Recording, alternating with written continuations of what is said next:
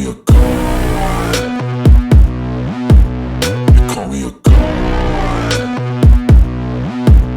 You call me a god. You call me a god. Let's go. I'm about to go off like a weapon. Fuel to the top, got a filled up engine. In my thoughts, obsession. I will not stop, no, I'm never second guessing. I got a God complex. Haters love to hate, but I never feel pressed. Got a lot on my plate, but I never get stressed. I'll take all the pressure like I'm acing this test. 자, 오늘 이제 오프닝 때 아주 열렸던 얘기들을 본격적으로 이제 한번 달려보도록 하겠습니다. 이게 한두 번도 아니고 매번 민주정부가 들었을 때마다 이런 일이 벌어져요. 조중동이 물어뜯는 건 뭐 그럴 수 있다라고 생각을 합니다. 저놈들은 대놓고 국민의힘 기관지 노릇하는 놈들이니까 우리가 이해할 수 있어요. 근데 이른바 진보 매체라고 우리 시민들이 여러분 한겨레 87년 6월항쟁 터지고 한겨레 신문 만들 때 한겨레 주주로 참여하신 분들도 꽤 있으실 거야.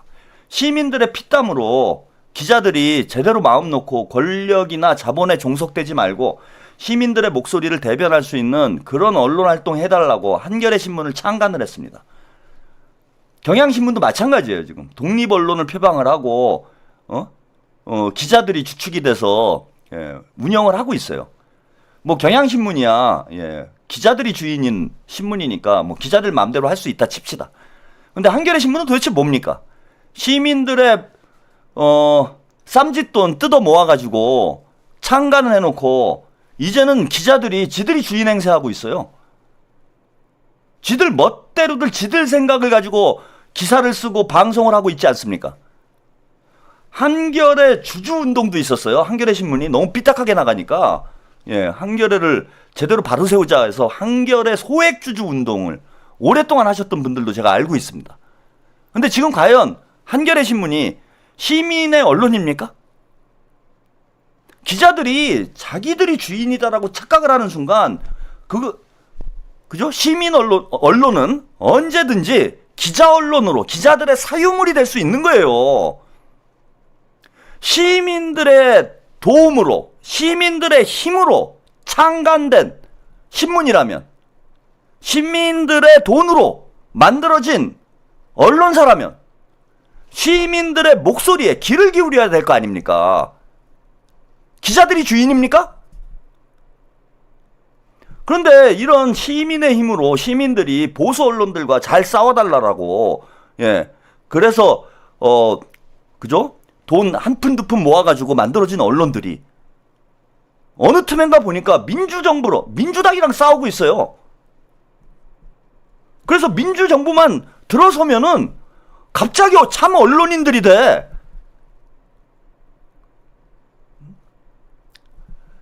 민주정부를 지켜달라고 만들어준 언론들 아닙니까? 니들 참 언론인이 되라고 만들어준 언론이 아니라고 한겨레 신문이. 그래서 보면은 민주정부가 출범하면은 이 한경호와 같은 이런 언론사들이 앞장을 서가지고 민주정부 내부에 있는 여러 가지 문제들을 들쑤시고 다닙니다. 근데 이게 저는 수법이라는 거야. 아까도 말씀드렸지만 수법이에요. 조중동에서 우리가 이제는 조중동엔 내성이 생겨가지고 조중동에서 뭐 김병기가 뭐 국정원의 아들 취업을 청탁을 했다. 김병기 녹취록이 나왔다. 이러면은 저 새끼들 또 시작이네. 이러고 끝난단 말이야. 그런데 한겨레 신문에서 그런 보도를 해요. 야, 이거 진짜 그런가? 경향신문에서 그런 보도를 해. 야, 오광수가 차명으로 부동산을 뭐 숨겨놨다. 이런 보도를 해. 그럼 진짜 그런가? 아니, 그럴 수밖에 없잖아.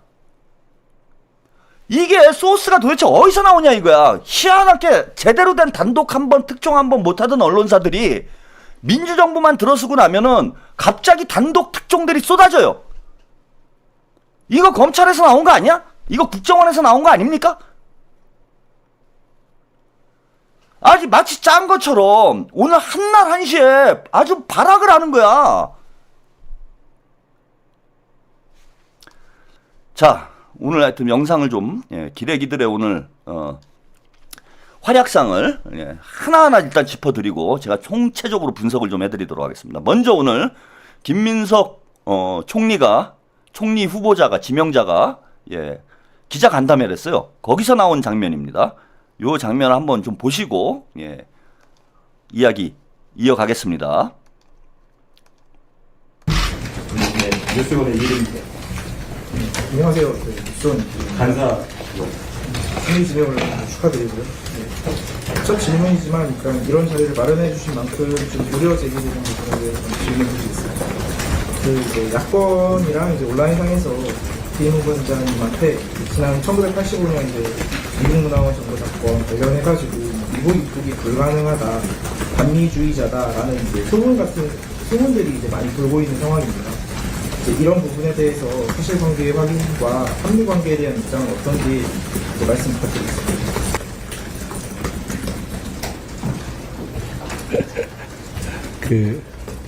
누가 진짜로 이런 질문을 하셨다면은 조금 더 저에 대해서 조사를 하셨으면 좋았겠다는 생각이 듭니다. 제가 비교적 저희 동년배 중에서 여행 자율화가 되거나 한 이후에 비교적 해외 경험을 많이 한 편에 속하는 사람 같습니다. 그래서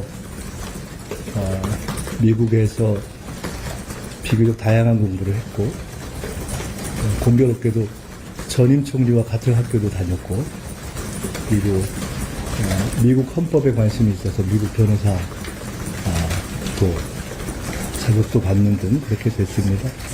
저는 미국에 대해서 미국의 가장 훌륭한 세계에 대한 수출품이 헌법이라고 보는 사람입니다. 미국 헌법에 대해서 깊이 있는 관심을 가지고 있고, 미국 헌법의 정신이 담긴 형사소송 절차 같은 것들에 대해서 굉장히 깊은 관심이 있습니다. 그런 점에서 우리 사회가 앞으로 가야 할 방향 중에 그런 미국 헌법의 정신이라든가 형사소송 절차의 구체적인 내용들은 상당히 앞으로도 참고할 바가 많다, 이렇게 생각을 하는 사람입니다. 1985년에 있었던 서울 미문화원 사건은 매우 중요한 사건입니다. 1980년 광주 민주화운동 이후에 사실상 최초로 광주 문제를 세계에 알리고, 그리고 그것을 알리기 위한 효율적인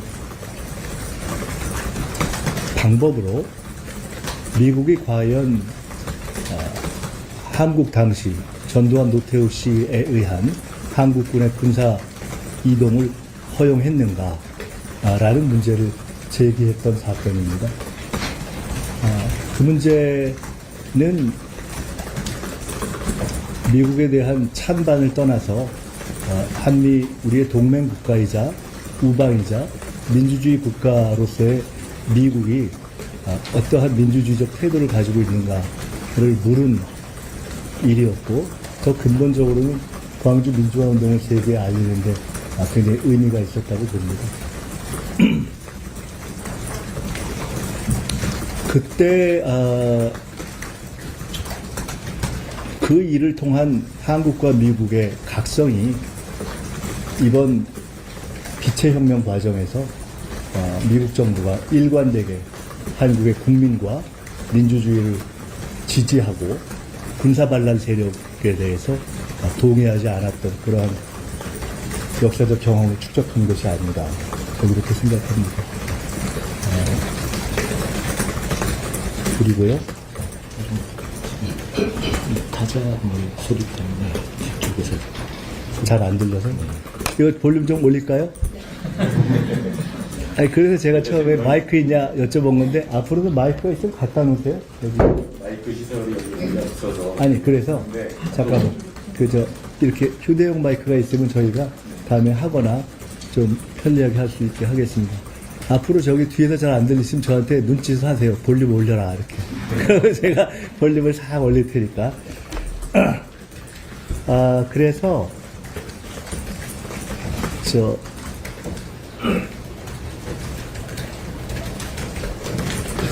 비교적 미국에 대해서 좀 이해가 깊고, 또 미국 정치의 핵심적인, 사실 트럼프 정부의 핵심 인사들과도 꽤 오래 개인적인 교분이 있고, 그렇습니다. 그래서 저는 한국 정치의 주요한 역할이 각 주변국과 그 주변국이 가장 중시하는 논리에 따라서 대화를 할 줄 아는 것이 필요하다고 믿는 사람입니다. 그 점에 있어서 제가 미국에서 로스쿨 공부를 했던 것도 미국이 헌법과 법률을 중시하는 나라이기 때문에 미국 헌법을 이해하는 것이 미국 정치를 이해하는 데 도움이 된다는 생각 때문에 그랬고 그 판단은 지금도 잘한 것이다 이렇게 생각을 하고 있습니다. 아마 제가 뭐 여러 가지 차원에서 한국 정부의 국무총리로서 앞으로 역할을 해나가는 것은 아마 한미 관계를 풀어가는 데 있어서 일정한 기여로 작동하지 않을까 이렇게 보고 있습니다. 네, 여기까지 보내드렸습니다. 뭐 어처구니 없는 장면이죠. 아니 일국의 총리를 지금 하려고 준비하고 있는 사람이 그것도 한미 동맹을 정말 뭐 나라의 근간처럼 생각하는 대한민국에서 총리 후보자가 반미주의자일 가능성이 모르겠습니다. 나중에는 뭐 있을런지 모르겠는데 그 있습니까? 그리고 김민석 의원이 학생 때 저게 언제 얘기예요? 저거 뭐 40년 전 얘기 아닙니까? 40년 전에 대학 때 미문화원 점거했던 뭐 그것에 그 질문에 대해서도 김민석 총리가 뭐 전혀 회피하지 않았습니다. 아주 정면 돌파를 잘했죠. 5.18을 세계에 알리고 5.18의 진상을 규명하기 위해서 또 미국의 책임을 묻기 위해서 점거를 했다는 것이고 그건 뭐 지금도 본인은 옳은 행동이었다라고 생각을 한다. 뭐 이렇게 얘기를 했습니다. 그거 뭐 틀린 일입니까? 잘못됐어요? 군사독재 시절에 군사독재 참상을 알리기 위해서 서울대 학생이 미문화원 점거라는 자기 인생을 망칠 수도 있는 그런 일을 감행한 건 박수를 받아야 될 일 아닙니까? 훈장을 받아야 될 일 아니에요? 그리고 다 떠나서 미국에서 하버드에서 공부하고 미국에서 변호사 자격증 딴 사람이에요. 미국 변호사예요, 미국 변호사. 그 미국에서 그러면은 저는 못 가요. 저는 반미주의자여가지고 미국에서 저기 종편에서만 제가 영구 퇴출된 게 아니고 영구 출연 금지가 아니라 미국에도 저는 못 갑니다. 미국에도 지금 영구 입국 금지예요, 제가. 저는 미국 못 가요. 그래서 저는 정치하면 안 돼. 큰일 나. 외교적 문제가 돼. 미국에서 공부하고 미국에서 하겠다고 변호사 된 사람한테 반미주의자라고 얘기를 하면은 이게 악의적인 프레임이라는 거야. 기자가 질문을 해야지 프레임을 만들고 정치질을 해? 물론 지금 오늘 김민석 총리 후보자에게 질문을 한 저 기자는 뭐 진보 매체는 아니어서 오늘 얘기의 맥락과는 완전히 뭐 일치하는 얘기는 아니지만은 이거 시작한 거예요. 벌써 보세요, 이거. 제가 이제 김민석 의원이랑 빵 동기였다고 그랬잖아요. 서울구치소 동기에 서울구치소 동기. 이명박 정권 때 서울구치소에 같이 있었어요. 김민석 의원하고. 그때 정치자금법 위반으로 구속이 돼가지고 감옥에 있었습니다. 그것도 검증하시지 그래요? 그래갖고 추징금 뭐 7억인가 뭐 몇 억인가 9억인가 받아가지고 그거 열심히 갚았어. 오늘 재산 신고했는데 재산이 얼마 안 되더라고 그래가지고 추징금 갚느냐고. 예? 그 정치자금법 위반했으니까 김민석 총리도 부패한 정치인 아닙니까? 예? 부패한 정치인 아니에요? 그것도 진보 언론에서 검증해야 되잖아. 미문화원 점거한 것까지야 뭐 검증할 건 아니라고 해도 진보니까 정치자금법 위반한 거는 검증해야 되는 거 아닙니까? 그리고 그 뭐예요? 노무현 대통령 선거 때 김민석 의원이 김민석 총리가 그 후단협 만들어가지고 정몽준하고 같이 선거운동했잖아. 그것도 검증해야 되잖아. 수박이네, 왕수박. 김민석 왕수박이네. 왜 검증 안 해? 정재윤님, 나도 채평말에 전적으로 찬성합니다. 왜 민주정부가 되면 내복에서 몰락이 시작되지? 그것도 검증해요. 왜 김민석 총리는 검증을 못해? 이 사람도 뭐 한평생 살아오면서 우여곡절이 많은 사람인데 다 검증하지. 이혼은 왜 했는지도 검증하지 그래요. 왜 아나운서하고 결혼했다가 이제 이혼을 하고 또 왜 새살림 차렸는지 이것도 검증해. 도덕성이 중요하다며. 왜 김민석은 왜 검증 안 하는 거예요? 다 검증하지 그러지. 그냥 말이 웃기다는 거야, 제가 말씀드리고 싶은 건. 그리고 오늘 MBC에서 김병기 의원 관련된 뭐 의혹을 제기를 했습니다. 뭐 취업 청탁을 했다, 이런 의혹을 제기를 했는데, 그와 관련해서 뭐 그 뉴스 보도는 다 보셨을 테니까, 김병기 의원이 이제 해명한, 오늘 이제 민주당 원내대표 후보 토론회가 있었어요. 그 자리에서 해명한 얘기가 있습니다. 이 얘기 들어보시고 이게 어떻게 된 일인지, 예, 다시 한번 좀 말씀을 좀 드리도록 하겠습니다.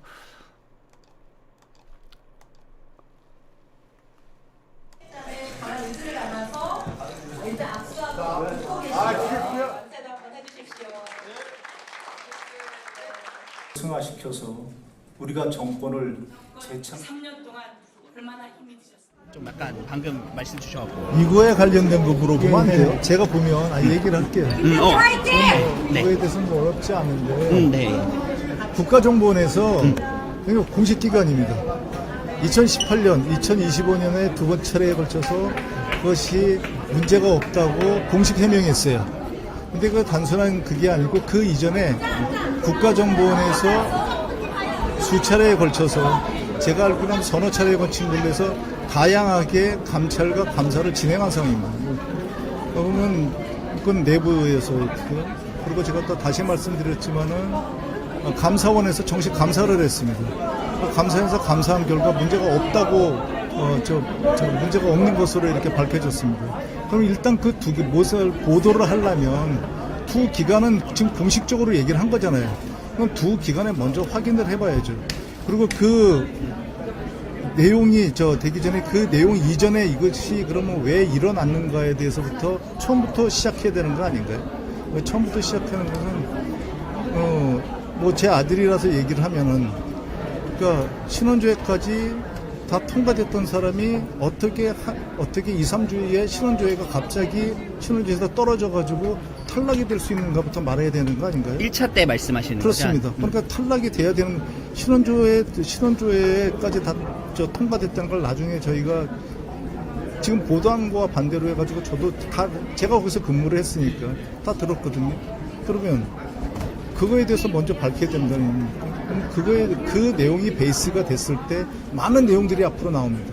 지금 이현수 기주시장에서부터 해서 많은 걸 안 밝혔죠. 많은 걸 안 밝힌 거는 간단합니다. 거기에 관여됐던 사람들이 제 후배입니다. 우리 아들이 거기서 근무하게 되면은 걔네들이 우리 아들의 선배가 됩니다. 그럼 어떻게 되겠습니까? 범죄자를 처벌합니까? 범죄자로? 그래가지고 그 문제를 갖다가 거기서 그냥 끝낸 겁니다. 그런데 때만 되면 나옵니다. 그럼 뭘 의미하겠습니까? 누군가가 흘린다고 한다면 한 가지를 물어보겠습니다. 그 자료를 포렌식한 거는 보나마나 기조실장의 아마 공식 업무폰일 겁니다. 공식 업무폰을 사용합니다. 그 공식 업무폰을 포렌식한 사람이 그 자료를 유출했다는 것밖에 더 되겠습니까? 그러면 그 포렌식에 있는 자료들을 갖다가 한번 다 내보시라고 그러십시오. 제가 말씀을 드리는데, 제가 원내대표가 되든 안 되든 그러니까 당락과 관계없이 이 문제는 수사를 의뢰할 겁니다. 네, 여기까지 김병기 의원의 해명을 들었습니다. 예, 해명을 들었어요.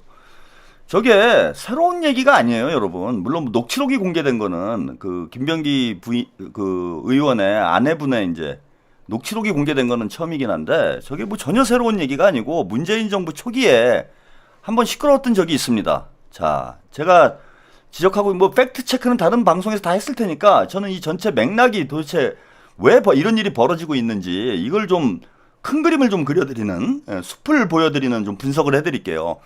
이게 2018년 7월 11일 기사예요.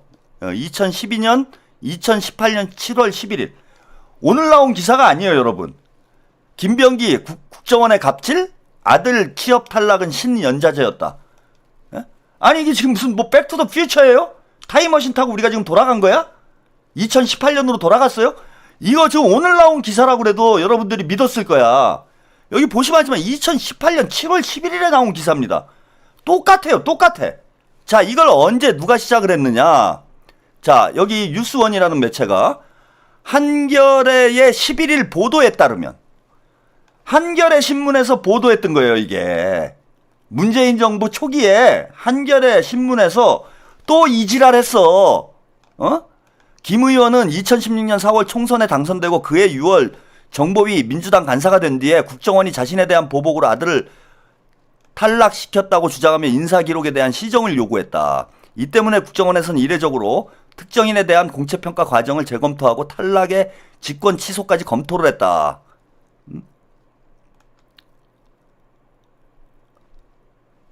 이게 한겨레 보도예요. 한겨레 보도. 이번에는 MBC에서 다시 이거래. 그리고 김병기 의원의 얘기를 여러분들이 이제 쭉 들어보셨는데 해명을 여기 중요한 대목이 있어요. 이게 업무폰을 사용했기 때문에 국정원에 이제 그 가지고 있어야 된다라는 거야. 국정원에 당시에 무슨 실장인가요? 예, 이 사람이 업무폰을 사용했기 때문에 포렌식을 하면 다 나온다라는 거야. 그래서 이거는 국정원에 있는 자료라는 거예요. 그럼 국정원에서 나왔다라는 거잖아. 예? 국정원에서 유출을 했다라는 거 아니에요, 이 녹취록을. 민주당 원내대표 경선을 하고 있는 시기에 국정원에서 이걸 유출을 해가지고 MBC에 넘겼다는 얘기 아니야.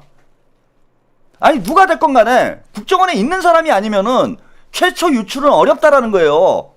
그리고 공교롭게도 원내대표 후보 토론회를 앞둔 시점에 이게 오픈이 됐어. 그것도 하필 MBC에서는 김병기 의원하고 크로스체크도 안 했어요. 국정원 쪽에도 취재를 안 했어. 그냥 제보 들어오니까 그냥 까버린 거예요. 그리고 오늘 보니까 이상한 쪽으로 프레임 이동시키대. MBC. 치사하게 나오대. 처음에는 갑질 아니냐, 취업 청탁 아니냐 그랬잖아. 그 김병기 의원이 뭐라고 해명을 했습니까? 역차별이어서 그걸 시정하기 위해서. 그 녹취록 잘 들어보시면 알아요. 아니 어제 보니까 유탐사 좋아하시는 분들도 그러대. 어떤 검찰 수사관이 제보한 내용 가지고 제보자 말은 다 믿대. 다 맞는데. 이 사람이 목숨 걸고 제보하는 거야 지금? 윤석열 정권 때 윤석열 정권의 비리를 폭로하는 건 목숨 걸고 제보를 하는 거예요. 근데 지금 민주당 정권과 관련된 이런 제보를 하는 게 목숨 걸고 제보하는 거예요? 게다가 검찰 수사관 출신이고 그 사람이 그러대. 자기 호남 사람이고 민주당원이래. 그걸 왜 강조할까? 이거 역공장일 생각 안 해봐요? 이런 식으로 제보해가지고 민주당 흔들 것이다라는 생각은 안 해보냐고. 공무원인데 그렇게 머리가 안 돌아가? 그러니까 크로스 체크를 해봤어야지. 전화 한 통화 띡 해가지고 윽박 지르면 그게 취재입니까? 그리고 오광수 변호사가 우리 이재명 정부의 민정수석 후보자 아니에요. 얼마든지 우호적으로 깊이 있게 취재할 수 있는 거 아니야. 전화 걸어가지고 무슨 피의자 다루듯이 추궁하는 게 그게 취재입니까? 그러고선 막 저렇게 화를 내는 거 보니까 화나게 만들었더만. 뭐가 구리는 게 있으니까 화를 냈대. 뇌피셜도 이런 뇌피셜이 어디 있습니까? 지금부터는 상황이 달라진 거예요. 윤석열 정권 때랑 이재명 정부 때랑은 차원이 다른 거잖아 지금. 제보를 누가 하겠어? 이재명 정부의 인사들에 대한 제보를 누가 할 가능성이 높은 겁니까? 윤석열에 대한 제보는 우리 민주진영 사람들이 제보를 하겠지. 그 당시 제보자는 자신의 인생을 걸고 하고 목숨 걸고 하는 거니까 우리가 철저히 보호하고 응원을 해줘야죠. 그런데 지금은 이재명 정부 하에서 제보하는, 이재명 정부 인사들에 대해서 제보하는 사람들, 이 사람들을 우리가 어떻게 신뢰할 수가 있어요? 철저히 검증을 해야지. 이제는 상황이 달라지면 방법론도 바뀌어야 된다는 거예요. 저는 이 쉬운 얘기를 이해를 못해? 제가 이걸 설명을 안 했습니까? 충분히 다 했다고 생각을 해. 저는 가는 기가 먹었나? 귀가 먹었으면 유튜브 방송은 왜 봐요? 혼자서 벽 보고 놀지. 이런 얘기를 안 한 게 아니야. 제가 며칠 동안 했어. 그래, 신중하게 접근해야 된다. 적들을 대하는 방식하고 동지들을 대하는 방식이 달라야 된다. MBC도 신나서 폭로한 거야. 특종 잡았거든. 근데 이게 특종이에요? 특종도 아니고 이거는 낙종도 아니고 썩은 종이에요. 썩은 종. 2018년도에 나온 거야. 2018년도에. 그리고 김병기 의원이 얘기했듯이 다 감사 받았고, 아무 문제가 안 된다고 다 결론이 난 문제예요. 이걸 다시 끌어내가지고 부관 참시도 아니고 뭐 좀비를 살려가지고 강씨를 살려내가지고 죽은 놈 살려내가지고 또 우려먹는 거야? 기자라는 놈들이 조금만 검색해보면은 알 수 있는 거 아니야. 이런 기사가 나왔었다라는 걸.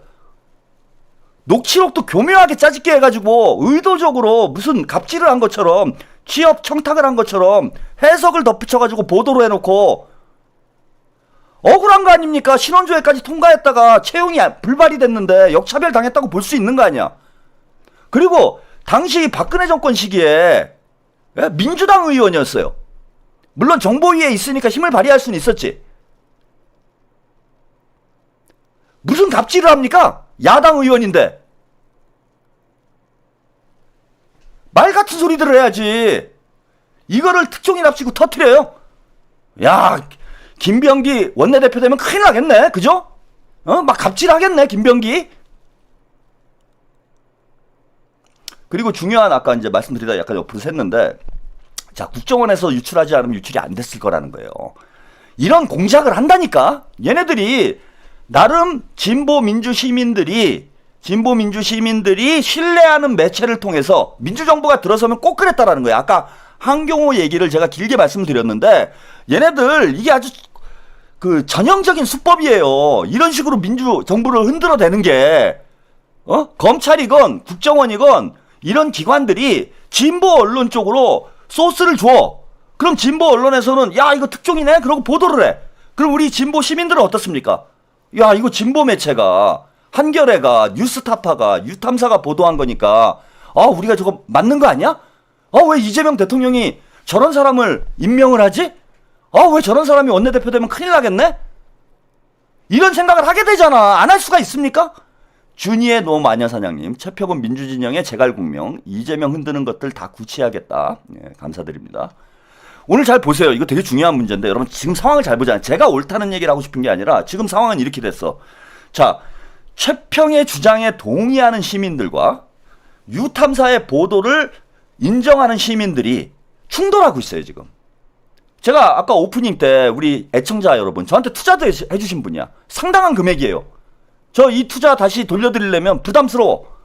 그런데 저를 신뢰하지 않는 분의 돈을 가지고 제가 사업을 한다는 건 저는 제 철학으로는 용납이 안 돼요. 제가 힘들더라도 그거는 그렇게는 안 합니다, 저는.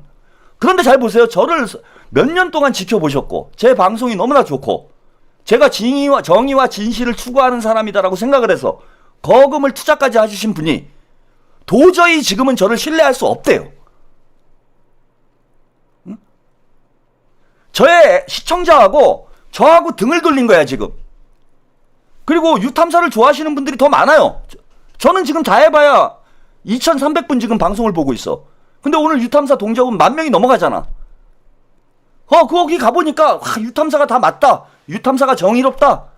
끝까지 진실을 추구해라. 오광수는 즉각 사퇴해라. 이재명은 왜 이러냐. 이런 얘기를 하시는 분들이 몇만 명이 있어, 거기에. 그리고 여기도 적지만은 그거 아니다. 이재명이 옳다. 이재명의 인선을 우리가 지지해주자. 오광수 죽을 죄 지은 거 아니다. 이렇게 주장하는 우리 시민들이 또 몇만 명이 있어요. 여기는 몇천 명이 있어. 자, 원래 이들이 한 팀이야. 같이 가야 될 사람들이에요. 근데 이 문제 때문에 극도의 갈등이 생긴 거야. 그래서 도저히 신뢰할 수 없는 관계가 돼버린 거예요, 지금. 도저히 신뢰할 수 없는 관계가. 며칠 전만 해도 이재명 대통령 만들기 위해서 저하고 정말 한 호흡으로 힘차게 싸우던 분이 이제는 이재명조차도 신뢰할 수 없는 단계가 된 거예요. 그분의 문자에 그렇게 썼잖아. 이재명이 하는 일은 무조건 옳으냐. 나는 이재명한테 아부나 떠는 사람이다. 이렇게 그분한테 낙인 찍힌 거야. 그리고 저도 그건 기분 나빠요. 제가 그런 평가 받을 이유도 없고, 제가 아부형 평론하는 그런 하찮은 인간이다라는, 그런 식의 저는 평가 받고 싶지 않아. 심지어 어떤 인간들은 보니까 제가 여자친구 문제 때문에, 유탐사한테 이렇게 비판을 한대. 이건 뭐 소인배도 그런 소인배가 어디 있습니까? 미쳤습니까? 그렇게 공과 사를 구분할 줄 모르는 수준의 사람이에요, 제가? 근데 제가 지금 그렇게 됐잖아. 그래서 제가 드리고 싶은 얘기는 뭐냐? 민주 진영이 갈라진 거예요. 또 갈라치는데 성공을 했잖아. 어떤 이유에서건 민주 진영이 지금 크게 충돌하고 있는 거잖아요. 이재명 대통령을 중심으로 대한민국을 재건하기 위해서 우리가 똘똘 뭉쳐도 현찰을 파네. 시작하자마자 이런 식의 보도 때문에 민주 진영 내부의 갈등이 일파만파 커지고 있는 거예요. 이게 얘네들이 의도하는 거라니까. 본질이라니까 이게. 우리를 흔들어 놓는 거. 그래서 저는 뭐 다 옳을 수가 있어요. 유탐사 보도도 옳고 뉴스타파 보도도 옳고 MBC 보도도 다 맞는 사실일 수도 있어. 근데 저는 인정 안 해요. 왜? 이건 정치 공작이라고 보니까. 저는 이거 정치 공작이라고 보기 때문에 인정 안 합니다. 그래서 저는 무조건 이재명 정부를 방어할 겁니다. 왜? 딴 놈들 다 까잖아. 그래야 양적 균형이 맞는 거 아닙니까? 나도 까라고? 미쳤어? 그럼 이재명은 누가 도와줄 건데? 닭발 먹고 오리발님, 지금은 칼잡이 필요할 때지 성직자 필요할 때가 아닙니다. 예, 감사드립니다. 김병기는 누가 지킬 건데? 오광수는 누가 지키고? 위성락은 누가 지키고? 이게 이제 시작이에요, 여러분. 이제 대통령실 인사가 끝난 거예요. 대통령실 인사. 앞으로 총리들을 줄줄이 인선을 해야 돼. 별별 얘기가 다 쏟아져 나올 겁니다. 없는 놈, 죽은 놈까지 살려내가지고 공격을 하잖아, 지금. 김병기 의원 얘기대로 국정원에서 나온 거예요, 이거는. 자, 저는 두 가지 배경이 있다고 봅니다. 여기부터가 중요해요. 예. 이제 다들 뇌피셜 쓰는 시대니까 저도 과감하게 뇌피셜 쓰겠습니다. 예. 자, 이게 원내대표 선거 때 나왔어요. 국정원, 일단 유출자는 국정원이다. 이거는 확실하죠. 국정원에서 누군가 이런 짓을 한 거예요. MBC에 민주당을 흔들어 놓기 위해서 김병기를 혹은 김병기가 원내대표가 되지 않도록 하기 위해서 이 짓을 국정원에서 기획을 해서 한 겁니다. 자, 그러면 이유가 전 두 가지밖에 없다고 봐. 하나는 김병기 의원이 민주당에서 국정원 개혁을 가장 앞장서서 실천했던 분 중에 한 명이에요. 이 사람을 주저앉히려고 하는 거야. 그지? 김병기가 원내대표가 되면은 야, 국정원이 또 완전히 두들겨 맞지 않을까? 국정원이 어제도 말씀드렸지만은 내란의 주역 중에 하나잖아요. 국정원에 지금 줄초상 나야 돼요. 그런데 김병기가 원내대표 돼? 야, 국정원은 다 죽었다. 야, 김병기는 막자. 이랬을 가능성이 있는 거야. 그게 국정원 작품일 가능성이 있다. 근데 또 하나 제가 주목하는 점은 원내대표 선거 기간에 이게 터졌어요? 아니, 제가 정치 평론을 하면서 당 원내대표 선거 때 이런 이슈가 발생하는 경우를 거의 못 봤어요. 그리고 이번 원내대표, 민주당 내에서 원내대표 선거할 때 여러분 이런 구설수가 나왔어요? 원내대표 후보를 누구를 죽이려고 언론에서 이런 폭로가 나온 적이 있습니까? 처음이에요, 처음. 근데 공교롭게도 이번 원내대표 선거부터 당원 투표 20%가 반영이 돼요. 민심이 반영이 돼. 자, 이 민심을 누군가 흔들어 놓기 위해서 한 일 아닙니까? 그럼 김병기에 대한 민심이 안 좋아지면 이득을 보는 사람 누구죠? 무슨 범죄가 발생을 하면은 그 범죄 때문에 이득을 보는 사람이 가장 큰 용의자 중에 하나잖아요. 용의자 중에 한 명이 되잖아. 자, 김병기에 대한 민주당 당원들의 평가가 안 좋아져. 그럼 원내대표 선거 기간이 이번 주 목요일 금요일부터 선거입니다. 목요일 금요일에 선거예요. 그러면 누가 이득을 보는 거죠? 이득을 보는 쪽도 용의자 아니에요? 그럴 수 있는 거 아닙니까? 여러분 잘 따져봐야 돼요, 이거. 저는 합리적인 사람이어서 절대 뭐 한쪽으로 기우는 뇌피셜 쓰지 않아요. 첫 번째 가능성, 첫 번째 시나리오.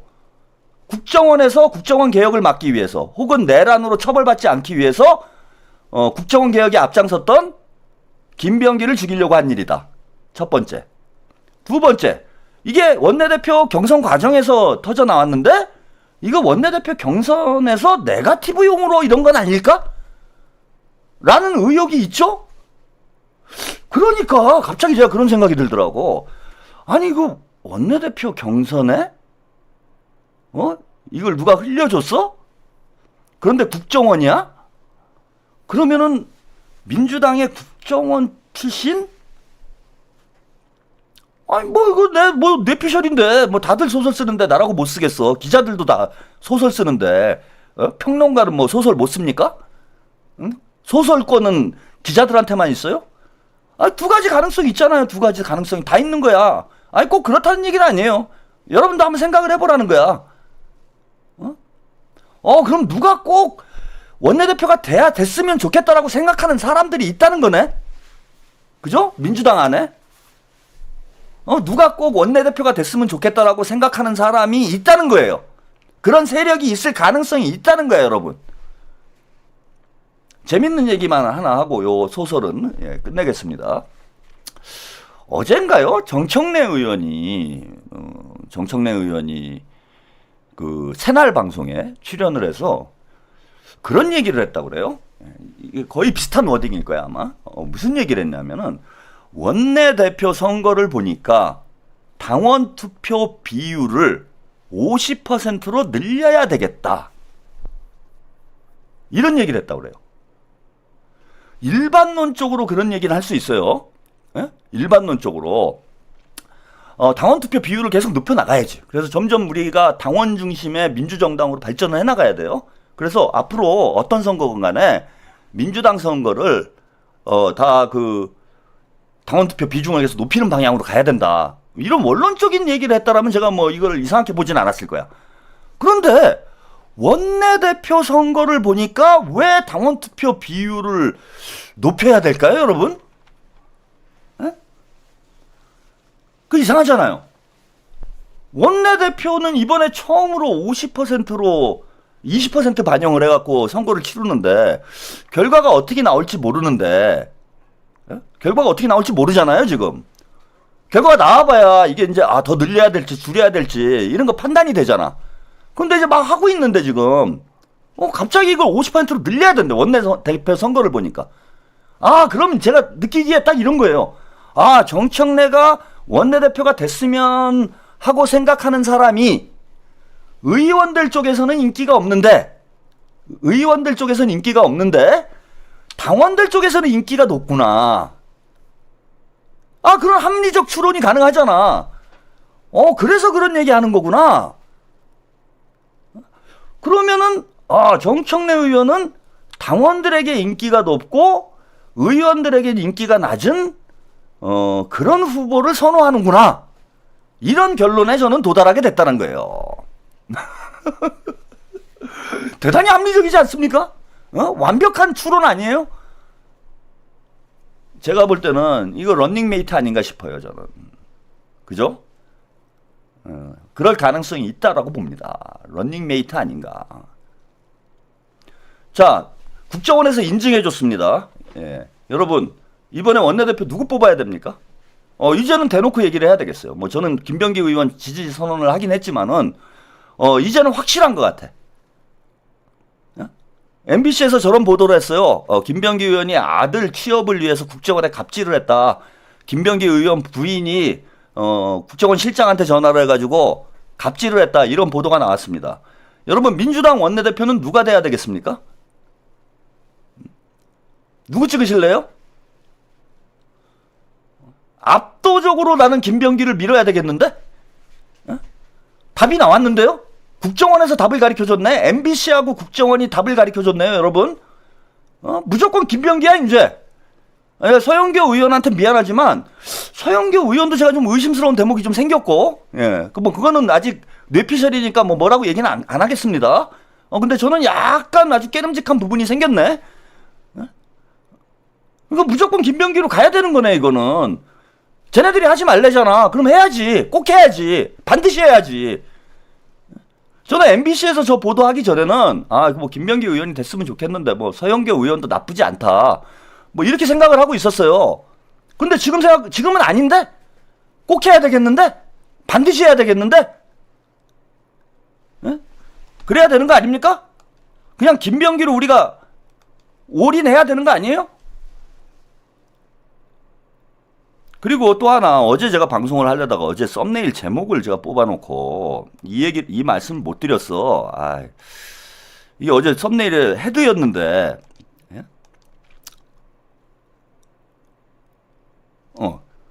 요거 보여드릴게요, 요거. 예, 요것도 아까 보시면은, 지금 아까 그 얘기, 예, 정청래 의원이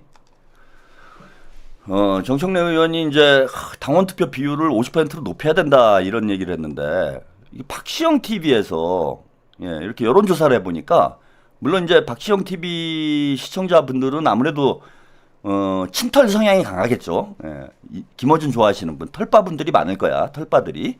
근데 거기서 여론조사를 해보니까, 서영교 53, 김병기 47이 나오는 거예요. 예. 근데 무려 20만 명이 투표를 했어요. 20만 명이. 야, 부럽다. 씨. 최한욱 TV도 하고 있습니다. 예, 최한욱 TV도 하고 있는데 우리는 2,700명? 2,700명 했어요. 2,700명. 물론 최한욱 TV에서는 김병기 후보가 70%가 넘어. 근데 20만 명이 서영교가 이게 더 높네. 아, 그러면 이게 당심하고 의심이 다르네 또. 아, 걱정이 되네. 그죠? 예, 이게 김병기 의원이 지금 분위기로 봐서는 의원들 쪽에서는 아무래도 뭐 친명, 신명이다 뭐 이런 얘기가 나오잖아요. 예. 이재명 대통령하고 뭐 가깝다. 이재명의 블랙이다. 뭐 이런 얘기가 나오고 있는데 그러다 보니까 이제 의원들 쪽에서는 아마 우세한 것 같아요. 김병기 의원이. 근데 이제 이게 요거 인기 투표잖아. 요런 거 해보면은. 아, 여기서는 또 서영교 의원이 아무래도 인지도 면에서는 뭐 김병기 의원보다 뭐 월등하죠. 예? 닭발 먹고 오리발림. 우리 가족 권리당원 3명 모두 김병기로 통일입니다. 예? 이거 김병기로 가야 되는 거 아닙니까? 이쯤 되면은? 예? 아니, 딱 그런 거네, 지금 제 느낌적 느낌은. 야, 정청래 서영교가 런닝메이트인가? 예? 밀어주고 땡겨주네? 예, 제가 정청래는 안 된다라고 얘기한 배경은 뭐 여러 차례 말씀을 드렸기 때문에 오늘 또 언급하진 않겠습니다. 예. 정청래 서영교가 런닝메이트네, 이거? 예? 런닝메이트예요. 그리고 이제 서영교 원내대표 되면은 정청래가 당대표 되고, 그러면은 조국 사면하고, 조국 혁신당하고 민주당하고 합당하고, 그 조국이 민주당 들어오고, 다음에 당대표 1년 정청래가 하고 그 다음에 당대표는 조국이 하고 총선 조국이 공천하고 뭐 이런 어떤 희망회로를 돌린다고 생각해 볼 수도 있는 거 아닙니까? 응? 아니 난 그런 느낌적 느낌이 확 왔어. 이거 냄새가 너무나 지금 분위기가. 에? 그런 그림이라고 볼 수 있는 거 아니에요? 그리고 이게 좀, 우려가 되는 게, 제가 걱정이 되는 게, 걱정 안 해도 되지 않을까 생각을 했는데, 어제 이제 여론조사꽃에서 여론조사 발표를 했어요. 민주당,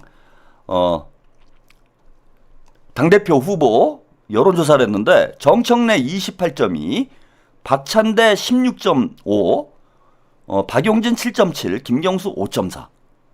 근데 제가 느낌적 느낌이, 박용진 찍는 사람들하고 김경수 찍는 사람들은 박찬대는 안 찍을 것 같아, 제 생각에. 그러면은 이 두 사람은 안 나올 가능성이 높아. 입각할 가능성도 높고. 그럼 요 둘이 요로 간다고 봐야 되잖아. 그죠? 정청래 쪽으로. 이게 원래 이제 수박표잖아요. 수박표. 요게 한 10% 되잖아. 수박표 10%가 박찬대로 올 것 같진 않아. 제 느낌에. 그냥 느낌이 아니거든. 느낌적 느낌이. 그러면 요게 요로 이렇게 가버리면은 요게 10% 더하면은 40%. 40%. 40대 16이야 지금. 현재. 에? 그래서 박찬대가 위험하다라고 어제 썸네일을 쓴 거예요. 이거 큰일 났어. 이건 아니지. 어? 이거 느낌 너무 안 좋잖아요. 그래서 이거 박찬대 의원 살려야 된다. 아, 저는 이제 전당대회까지 이거 올인입니다. 이거 박찬대 의원은 진짜 저한테 잘해야 돼요. 예전에 최고위원 나왔을 때도 인지도가 딸려가지고 떨어질 뻔한 거를 제가 살려드렸잖아. 근데 이번에도 또 인지도가 또 딸려. 그래갖고 제가 여러분들 김민석 당대표를 얘기했던 이유가 있어요. 아, 이게 뭐 유시민 작가가 고사를 하는 바람에 어쩔 수 없이 이제 김민석 의원이 총리를 맡게 되긴 했지만은 김민석 의원이 총리로 나갈 경우에 당대표는 경쟁력이 좀 약해. 지금 정청래랑 붙어야 되는데 경쟁력이 약합니다. 박찬대 의원이. 그러면은 이게 총리는 김민석 의원이 됐는데 당대표는 정청래야. 털빠야. 문빠야. 족빠야 이게. 그럼 조국하고 합당한다는 얘기가 바로 나올 텐데. 이거 막을 명분도 없어. 당원 투표해가지고 또 통과시키고. 또 김어준이 난리치겠지. 이제 하나가 돼야 된다. 막 난리칠 거 아닙니까? 그럼 막을 방법이 없어요. 그래서 저는 김민석 의원이 당대표를 하는 게 맞다. 왜 총리는 대통령이 뽑으면 되는 건데 이게 당대표는 당원들이 뽑는 거라 선출을 해야 되는 문제여서 아무나 나와가지고 되기가 쉽지가 않아요. 그러니까 박찬대 원내대표 정도면은 그래도 저는 정청래랑 한번 붙어볼 수 있지 않을까 이렇게 생각을 했는데 지금 보니까 그게 아니잖아 지금. 거의 2배 가까이 차이가 나버리잖아요. 이게 저는 큰일 난다고 봅니다. 큰일 난다. 그래서 오늘 제가 이제 확정해서 말씀드리고 싶은 게, 자, 원내대표는 김병기, 당대표는 박찬대. 이렇게 가야 됩니다. 지금 이상하게 돌아가. 김병기, 박찬대가 런닝메이트고, 정청래, 서영교가 런닝메이트라고 보면 된다, 이거는. 그림 다 나왔다. 그럼 우리가 어떻게 가야 됩니까? 김병기, 박찬대로 가는 게 맞다, 이거, 우린. 자, 그래서 이번 이 구도도 제가 김병기 의원을 이렇게 흔들어대는 걸 보니까 이 느낌이 너무 안 좋아요, 이게. 이거 왜 흔들지? 갑자기? 원내대표 선거하는데? 그것도 10년 전, 거의 10년이 다 된 일을 끌고 나와가지고? 그리고 오늘 뉴스타파 보도한 내용, 요거 잠깐 또 말씀을 드릴게요. 위성락 국가안보실장, 주 러시아 대사 때 서울 재건축 아파트 매입. 부동산 투기 의혹. 부동산 자산만 80억. 위성락 가족의 부동산 투기 의혹. 여러분이 읽어보세요. 과연 부동산 투기를 한 건가? 제가 이거 다 뉴스타파 보도를 여러분들이 꼼꼼히 보시면 될 것 같아요. 제가 더 설명드릴 필요도 없어요. 그래서 어쩌라고? 아파트 좀 사면 안 돼요? 이게 오늘 보도 나온 내용입니다. 자, 아파트. 성수동 아파트에 투자를 해가지고 2004년에 투자해서 2018년에 팔았어요. 시사채약이 6억이 생겼어. 야, 씨발 부동산 투기다. 14년 동안 가지고 있다가 팔았어요. 집을. 근데 시세차익이 6억이 나왔어. 서울에 있는 집, 씨발 개집을 팔았어도 6억은 나오겠다, 시세차익이. 엄청난 부동산 투기꾼이네.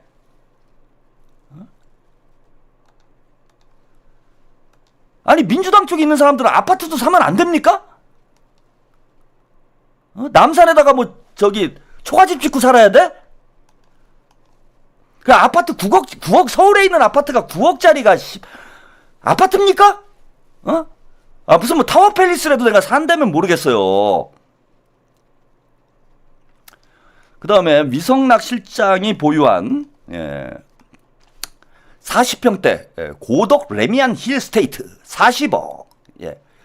2015년에 분양가 7억 8,100만 원을 주고 분양을 받았습니다. 야, 진짜 이건 완전 투기꾼이네요, 투기꾼. 그죠? 와, 아파트를 분양받아가지고 씨발 공무원이 투기를 해? 아파트를 감히 분양을 받아? 이런 짓을 해도 됩니까? 전셋집에 살아야지? 월세집에 살아야지. 공무원이 청렴, 결백, 청빈하게 살아야죠. 감히 어디 아파트를 7억 8천만 원에 분양을 받습니까? 고위공직자가. 그래서 10년 뒤인 현재 살고 있어요. 매도시 시세차액. 현재 지금 팔면 살고 있는데 팔으래요. 뉴스타파에서. 빨리 팔으래, 씨발. 시세차액이 11억이래. 살고 있는데 부동산 투기래. 와, 이건 이제 사는 건 아니고 아마 임대를 줬나? 지금 사나? 이건 지금 정확히 모르겠습니다. 그 다음에 또 하나, 아까 그거 하나 소개해 드릴게요. 부동산 자산만 80억. 다 합치니까 이제 80억이래. 노후용 주택 짓는다더니 상가 건물 짓고 월 수백만 원대 임세 수익. 2004년에 정무공사로 있으면서 공직자 재산 신고를 하면서 위 실장은 이 땅을 용인 수지에 754제곱미터. 그러니까 이게 한 100평 되나요? 한 200평 되겠네. 200평. 예. 그래서 노후 주택용으로 취득을 했다. 노후에 살 집을 짓기 위해 땅을 샀다라는 의미다. 와, 씨발. 노후에 살기 위해서 땅을 샀는데 여기다가 3층짜리 상가 건물을 지었다는 거예요. 왜 이 거짓말을 합니까? 위성락 실장. 예? 왜 거짓말을 해요? 노후 주택용으로 샀는데 왜 거기다가 상가를 지어? 3층짜리 감히 그냥 노후에 손가락 빨고 살면 되지. 어? 거기다가 상가를 지어가지고 월세 받아가지고 그걸로 노후 생활 하려는 거 아니에요 지금. 왜 거짓말을 해? 노후에는 그냥 손가락 빨면서 가만히 살아야지. 왜 월세를 받고 지랄입니까? 이거 고위공직자가 퇴임한 뒤에 감히 월세를 어떻게 받아? 어? 감히 월세를 받아가지고 그걸로 노후를 보내려고 그래요? 이런 부패한 이런 썩은 공무원은 퇴출해야 됩니다. 이거 우리 이재명 국민주권정부에 노후에 월세 받아가지고 먹고 살려고 하는 이런 썩어빠진 공무원은 우리 국민주권정부에 발을 붙이게 해서는 안 돼요. 이래야 됩니까? 여러분? 이게 이래야 되는 거예요? 이 문제가? 배우자 명의로 성수동에 아파트 하나 있다가 판 거. 그 다음에 본인 명의로 고덕동에 19억짜리 아파트. 9억 주고 샀다가 10억 뛴 아파트 하나 있는 거. 그 다음에 노후에 월세 받아가지고, 그거 가지고 좀 편하게 살려고 상가 건물 하나 올려놓은 거. 야, 이게 죽을 짓이네. 이게 부동산 투기네요. 응? 뉴스타파. 이거 악의적인 보도 아니에요? 본인들이 생각할 때 진짜 아니 뭐 배가 아파서 이래? 사촌이 땅을 사니까 막 배가 아픈 거야? 어? 아니 고위공직자를 수십 년 동안 한 사람이에요. 위성락 실장이 무슨 구급 공무원이 아니야 이 사람아. 이래갖고 무슨 기자를 한다는 거야. 구급 공무원이에요? 구급 공무원? 구급 공무원이 한 3, 40년 모아도 집 한 채는 아파트 한 채는 사. 뭐 민주당 관료들은 민주당 공직자들은 다 무슨 개집 짓고 살아야 됩니까? 초가집에 살아야 돼요? 노후에 월세 받아가지고 생활하려고 3층짜리 상가 지은 게 이게 죽을 일입니까 도대체? 이게 검증이에요? 시간 낭비지? 닭발 먹고 오리발님. 진보는 노후에 모두 요양원 가야 하나? 진보 수용소를 만들어야 돼요.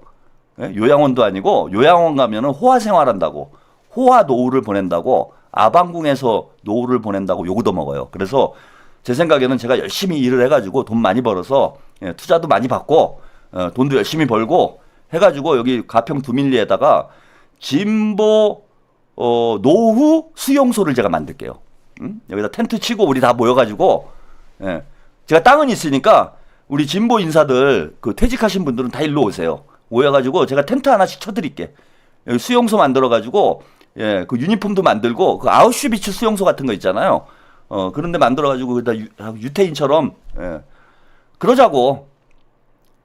지금 장난합니까? 이게 검증이에요?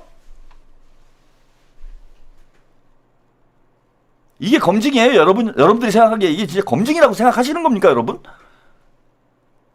이거는 먼지털이도 아니고 없는 죄를 만들어내는 거 아니야. 이게 진보 언론이에요? 그래 이게 정의야? 이게 진실이야?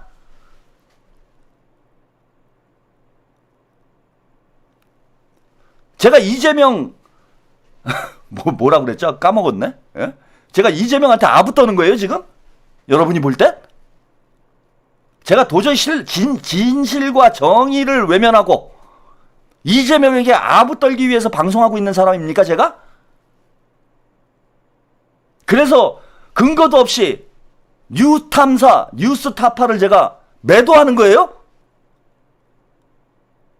내가 묻고 싶네. 당신들은 얼마나 깨끗하게 살았는지, 얼마나 깨끗하게 살았기에 이런 엄격한 도덕적 잣대로 민주정부의 인사들을 평가하는지 한번 털어드릴까? 검증 한번 해볼까요? 기자분들, 평론가의 검증 한번 받아볼래요? 권력은 기자들이, 언론이 감시하면 기자들은 누가 감시하지? 기자들은 누가 견제하지? 나, 평론가. 언론사는 권력을 열심히 감시하라고 하십시오. 저 최한욱 평론가는 그 권력을 감시하는 언론을 감시하겠습니다. 기자들도 권력화되는 거 아닙니까? 모든 권력, 절대 권력은 절대적으로 부패한다. 이게 기자 여러분들이 믿는 신념 아니에요? 본인들 절대 권력 아닙니까? 누구의 견제도, 누구의 검증도 받지 않잖아.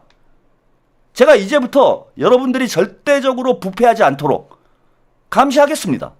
견제하겠습니다. 동의하잖아요. 동의 못해요? 본인들은 감시와 견제의 권리는 기자들에게만 있는 거예요? 그게 특권인데? 여러분도 검증받고 감시받고 견제 당해보세요. 그걸 제가 하겠습니다. 권력화되는 진보건 보수건 권력화된 언론에 대한 감시는 이제부터 제가 하렵니다. 짜증나게 힘들어 죽겠는데 계속 방송 길게 만들고 쓸데없는 걸로 시간 낭비하는 거 아니에요 지금. 이재명한테 아부를 떨기에도 시간이 부족한 이 상황에 자꾸 아부 시간이 줄어들어 지금. 가짜 진보 언론들 때문에.